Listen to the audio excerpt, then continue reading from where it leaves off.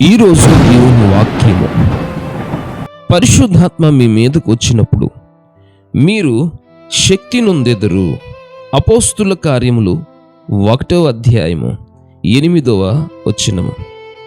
దేవుని పిల్లారా, పరిశుద్ధాత్మ దేవుడు మనలో ఉన్నప్పుడు దేవుడు వాక్యానుసారంగా దేవుడు మనల్ని నడిపిస్తూ ఉంటాడు.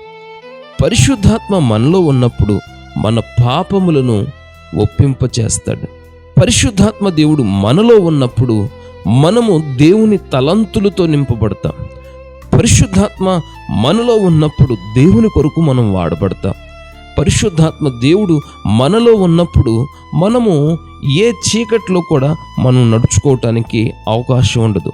ఈరోజు ఈ వాక్యాన్ని వింటున్న మీరు గమనించండి, చీకట్లో నడుస్తున్నారా?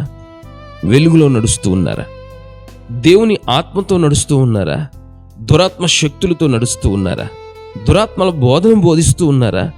దేవుని యొక్క ఆత్మను కలిగి దేవుని వాక్యానుసారంగా బోధిస్తూ ఉన్నారా? ఒకసారి ఆలోచించండి.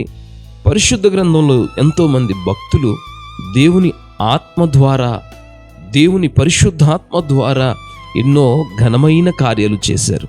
పరిశుద్ధాత్మ ద్వారా ఎంతోమందిని ప్రభావితం చేశారు. ఎంతోమందిని దేవుని వైపుకు నడిపించారు.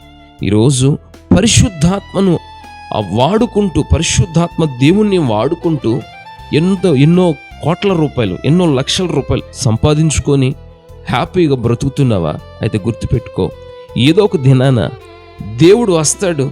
ఆయన ముందు నువ్వు నిలబడతావు, లెక్క అడుగుతాడు. నువ్వు సమాధానం చెప్తావా, చెప్పవో? ఆ రోజు నువ్వు తీర్మానం చేసుకో. ఈరోజే ఈ భూమి మీద ఉన్నప్పుడే ఒక తీర్మానం చేసుకో. పరిశుద్ధాత్మ దేవుడు నాలో ఉన్నప్పుడు నేను ఆయన కోసం పనిచేయాలనే ఒక ఆలోచనతో ముందుకు అడుగు వేయి.